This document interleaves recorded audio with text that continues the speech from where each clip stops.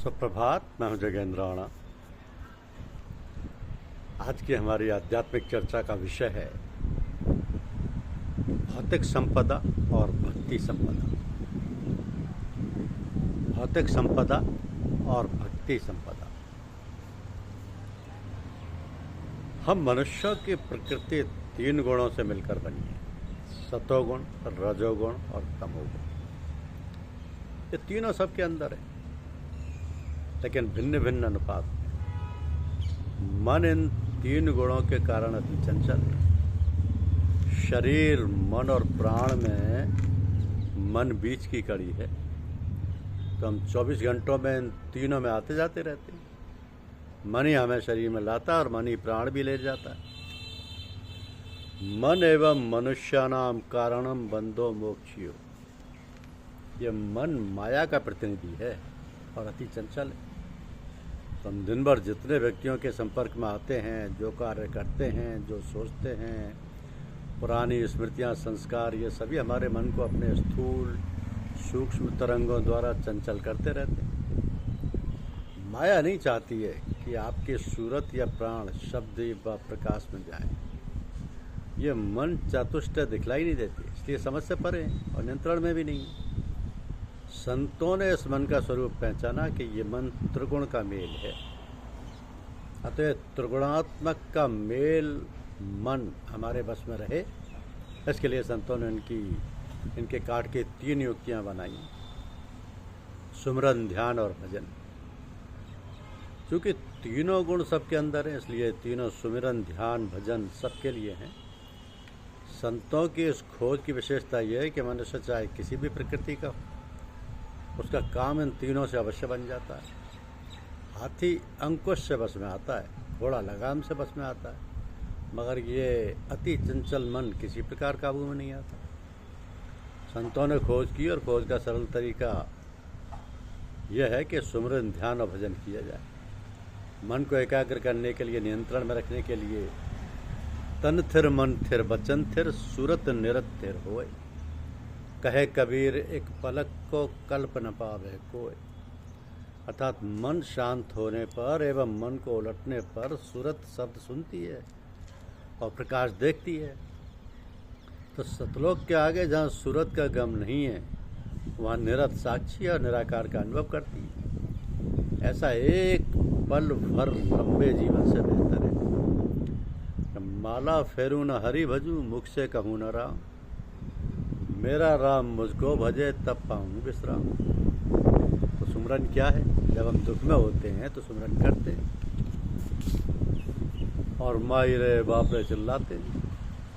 ये एक प्रकार से माँ बाप का सुमिरन ही है। सुख में सुमिरन ना किया, दुख में किया याद। कहे कबीर तादास की कौन सुने फरियाद। माला तो कर में फिरे, जीव फिरे मुख माय। मनवा तो 10 दिस फिरे, ये तो सुमिरन नाय। प्रभु को पाने के लिए मन से उनका स्मरण करना ही सुमिरन है। प्रभु को वह कातर स्वभाव से पुकारते हैं जब, तभी कृपा होती है। बालक को जब चोट लगती है तो वो सबसे पहले माँ माँ कहकर रोता है। इसी भावना से प्रभु का स्मरण भी सुमिरन है। भगवान बिना पुकारे सहायता के लिए नहीं आती, ये उनकी मर्यादा है। उदाहरण द्रौपदी के चीरहरण का प्रसंग। जब द्रौपदी की सभी सांसारिक आशाएं टूट गईं, तब उसने हाथ जोड़कर कहा, हे कृष्ण पाहि माम त्राहि माम। तो दुशासन द्रौपदी की चीर खींच कर नंगी करनी चाहता है। निश्चय द्रौपदी जब भगवान कृष्ण का स्मरण करती है और पाहिमाम की पुकार लगाती है, तो दीन द्रौपदी की लाज रखने हेतु दीनानाथ चीर बढ़ता है। दुशासन की चीर खींचते खींचते थक जाता है। समझ में नहीं आया कि नारी बीच सारी है कि सारी बीच नारी है, कि नारी ही की सारी है कि सारी ही की नारी है। सारी का अंबाल लग गया और द्रौपदी की लाज रखने राखन हारे ने बचा ली। तो बोलो प्रभु प्रेम से श्री कृष्ण भगवान की जय। फिर तो जिसके रक्षक स्वयं प्रभु हैं, उसकी लाज कैसे जा सकती है? पर हमारी बुद्धि को भगवान पर जल्दी आशा, भरोसा, विश्वास नहीं होता। आम तौर से मनुष्य अपने बाहुबल पर, धन बल पर और बुद्धि बल पर ही भरोसा करता है। माया ने भ्रूमध्य में स्थित कपाट को बंद कर रखा है, जिससे आत्मा परमात्मा से ना मिल सके।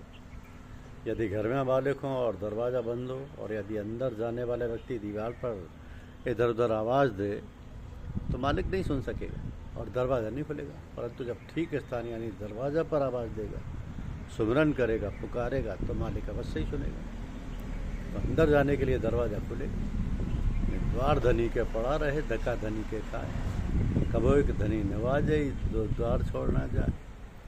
तो भूमध्य यानी जो ब्रह्मांड शरीर में प्रवेश का दरवाज़ा है, उसमें मन को एकाग्र करके स्वामी का मन से स्मरण कीजिए। यही सुमरन है।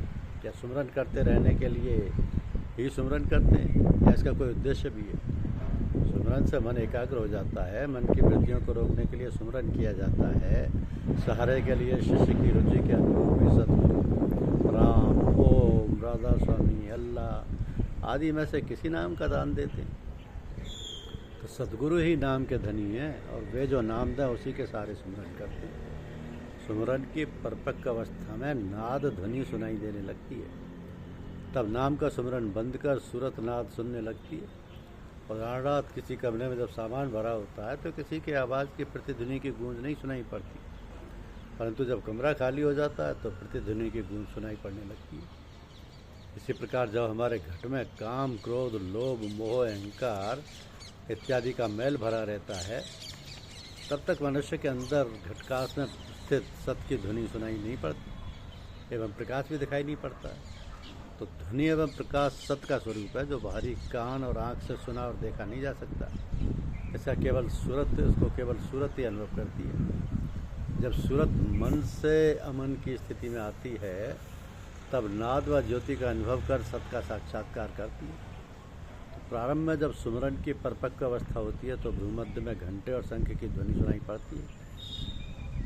और सुमरन का कार्य है मन को एकाग्र करना। इसके लिए स्थान, समय, अवधि निश्चित होनी चाहिए। सुमरन पहले मुँह से करें, फिर मन से करें, फिर मन के भीतर चलें, प्राण से सुमरन करें, फिर अजपा जाप करें। यानी जपा मरे अजपा मरे अनहदू मर जाए, सुरत समानी शब्द में ताही काल में खाए। सुमरन शुरू की सीढ़ी है। यह मैं समझिए कि बिना इसके मन एकाग्र हो सकता है। यदि मन के शांत होने में सुमरन की आवश्यकता ना महसूस हो, तो समझिए कि अन्य जन्मों से इसे पूरा कर लिया है। और आप उससे आगे की अवस्था में, यानी सत्वगुणी व्यक्तियों के लिए ध्यान और भजन की विधि विधान है। ध्यान और भजन का विधि विधान है, लेकिन तमोगुण प्रधान व्यक्ति के लिए सुमरन प्रधान है। तो जब सुमरन से मन शांत नहीं होता, तब ध्यान कीजिए। ध्यान मन रूपी घोड़े पर दूसरा चाबुक है, यानी मन को एकाग्र करने का दूसरा उपाय ध्यान योग है। एक बार जनक जी ने सुखदेव जी को ध्यान योग्य समझाने के लिए एक मीना बाजार लगवाया। सुखदेव जी के हाथों में घी से भरा कटोरा देकर बाजार देखने के लिए भेजा, मगर शर्त थी कि कटोरे का घी ना गिरे। लौटने पर जनक जी ने पूछा, मुनिवर आपने बाजार में क्या क्या देखा? तो सुखदेव जी ने उत्तर दिया कि मैं बाजार में घूमा, देखा तो, लेकिन मेरा ध्यान इस कटोरे के घी की तरफ था। मुझे कुछ भी स्मरण नहीं कि मैंने क्या देखा। जनक जी ने बस कहा, बस यही ध्यान योग है। जब मन भीतर पहुंचकर एकाग्र हो जाए, फिर उस समय हमें बाहर का क्या ज्ञान। जब आप सबसे बड़े हकीम के पास पहुंच जाते हैं, तो छोटे हाकिम की तरफ नहीं देखते। जो स्वामी के चरणों में चला गया, वो फिर संसार की तरफ नहीं जाना चाहता। पंच तत्वों के समन्वय से शरीर व सृष्टि बनी।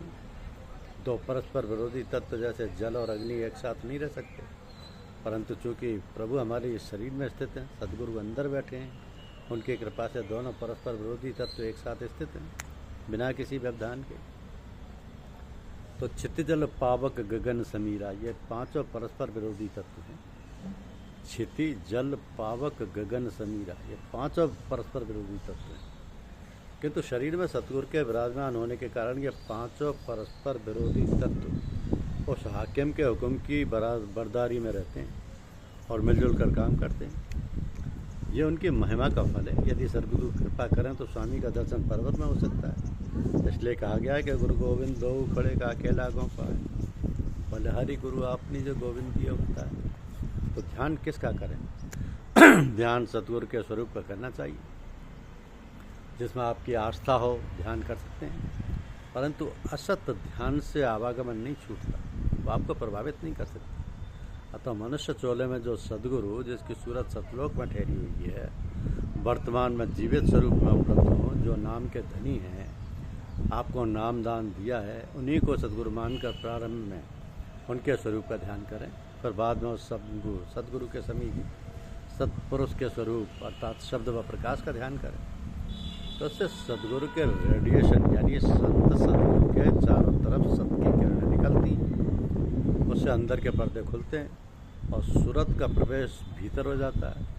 तो ध्यान की शुरुआत भी मन से ही होती है, परंतु ध्यान में भ्रूमध्य से ऊपर उठने पर वास्तविक ध्यान तो सूरत ही करती है, जो शब्द व प्रकाश का अनुभव करती है। सद्गुरु का रूप तू तुम्हारे घट में है, घट ही में दर्शन की चाह, शब्द गुरु का संग हो कोई नहीं दूसरा।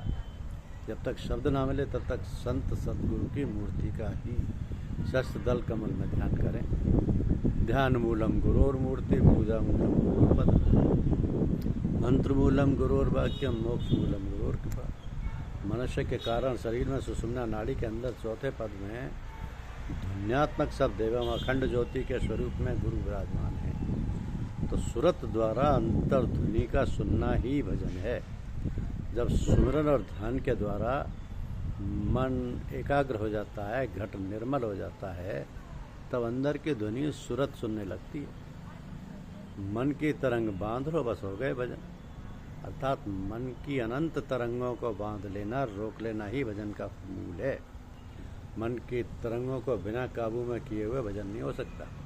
भ्रूमध्य और भंवर गुफा क्रमशः ब्रह्मांड और पार ब्रह्मांड के प्रवेश द्वार हैं। गुरु अंतर स्थित अपना ही आपा है, कोई दूसरा नहीं है, और गुरु बाहर नहीं रहता। जब उसकी कृपा होती है तभी घट का पर्दा हटता है और उसके दर्शन होते हैं।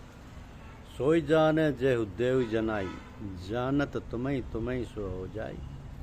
सुरत समानी शब्द में प्रकटी ज्योत अनंत, स्वामी सेवक एक संग, खेल सदा बसंत। तो जैसे बिना गिनती के पारा नहीं आता, वैसे बिना सुमरन के ध्यान नहीं बनता, और बिना सुमरन ध्यान के भजन नहीं बनता। तो सुमरन ध्यान भजन एक ही वृक्ष के जड़, तना और फल फूल हैं, क्योंकि सतोगुण रजोगुण तमोगुण सब में, इसलिए उसके काट भजन ध्यान सुमरन की आवश्यकता सबको है। मगर सतोगुणी व्यक्ति भाग्यशाली होते हैं। सुमरन ध्यान उनके लिए भी, लेकिन थोड़ा ही अभ्यास से भजन खुल जाता है, अर्थात सूरत अंतर शब्द सुनने लगती है और प्रकाश देखने लगती है। इसी प्रकार रजोगुणी व्यक्ति का ध्यान से और तमोगुणी व्यक्ति का सुमरन से काम जल्दी बनता है। भजन ही साधन भी है और साध्य भी है। तो भजन का प्रारंभ तो ब्रह्मांड शरीर से ही हो जाता है। शस्त्र दल कमल चक्र में जो ध्वनि है, सद्गुरु की दया से उसे सूरत सुनती है। सूरत के ध्वन्यात्मक शब्द सुनने को भजन कहते हैं। भजन की शुरुआत शस्त्र दल कमल से ही हो जाती है। ये साधक का पहला स्थान है, लेकिन भजन का अंतिम चरण मनुष्य के पार ब्रह्मांड शरीर में सुषुम्ना नाड़ी के अंदर चौथे पद में ध्वन्यात्मक शब्द में पूर्ण होता है। इस चौथे पद में पहुँची हुई सूरतों का आवागमन नहीं होता, यही भजन की महिमा है। तो सुमिरन ध्यान और भजन उन सब भाग्यशाली व्यक्तियों के लिए हैं जो परमार्थ चाहते हैं। भौतिक सुख चाहने वालों के लिए भौतिक संपदा चाहिए, परमार्थ चाहने वालों को भक्ति संपदा चाहिए।